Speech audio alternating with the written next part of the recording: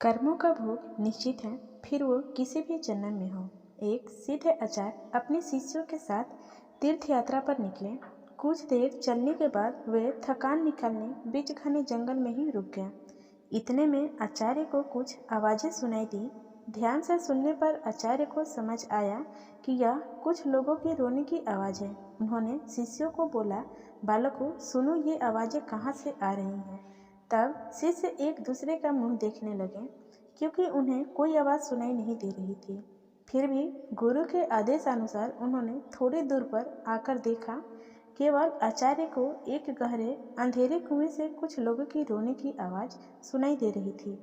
आचार्य ने कुएं में झांक कर देखा तो उन्हें 5 लोग बहुत ही बुरी दशा में रोते हुए दिखाई दिए, लेकिन शिष्यों को न आवाज़ सुनाई दी और न ही कुछ दिखाई दिया। तब आचार्य ने उन 5 लोगों को मुस्कुराते हुए देखा और पूछा, भाई किन कर्मों का भोग रहे हो। तब वे पांचों और जोर जोर से रुदन करने लगे। तब आचार्य ने शिष्यों को बताया, यहाँ 5 प्रेत आत्माएं हैं। यह सुनकर शिष्य डर गए। तब आचार्य बोले, बालकों डरो नहीं, तुम सभी इनसे ज़्यादा शक्तिमान हो, क्योंकि तुम सब कर्मों से महान हो और ये सभी आज अपनी पिछली करनी का भोग भोग रहे हैं। आज के समय में इनसे दुर्बल कोई नहीं है। तब शिष्य ने पूछा, उन्होंने ऐसा क्या किया है। तब पहली आत्मा ने उत्तर दिया कि वह पिछले जन्म में ब्राह्मण था, भिक्षा मांगता था, लेकिन उस भिक्षा का भोग विलास में खर्च करता था। दूसरे ने उत्तर दिया, वह क्षत्रिय था और अपनी शक्ति का दुरुपयोग निर्बल असहाय गरीबों पर करता था।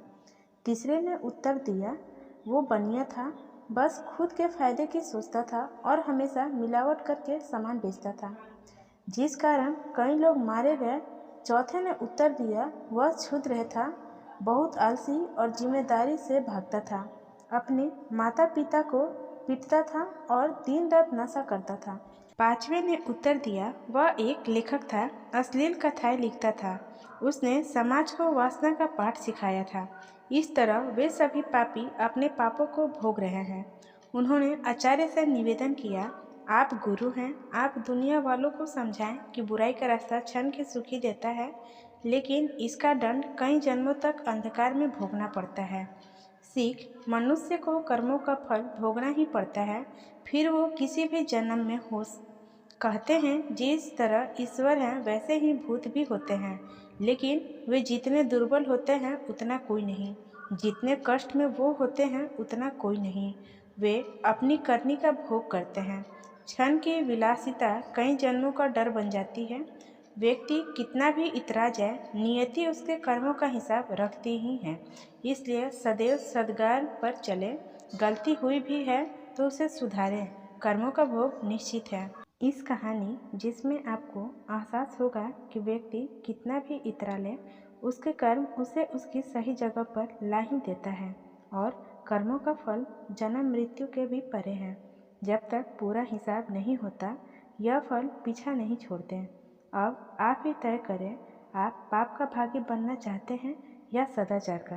हमेशा की तरह पूरी कहानी सुनने के लिए आपको धन्यवाद। आशा करती हूँ कि ये कहानी आपको पसंद आई होगी। इस कहानी पर आपकी क्या राय है हमें कमेंट करके ज़रूर बताइए। कहानी पसंद आई हो तो लाइक और शेयर करना बिल्कुल भी ना भूलिए। चैनल पर नए हो तो चैनल को सब्सक्राइब जरूर कीजिए।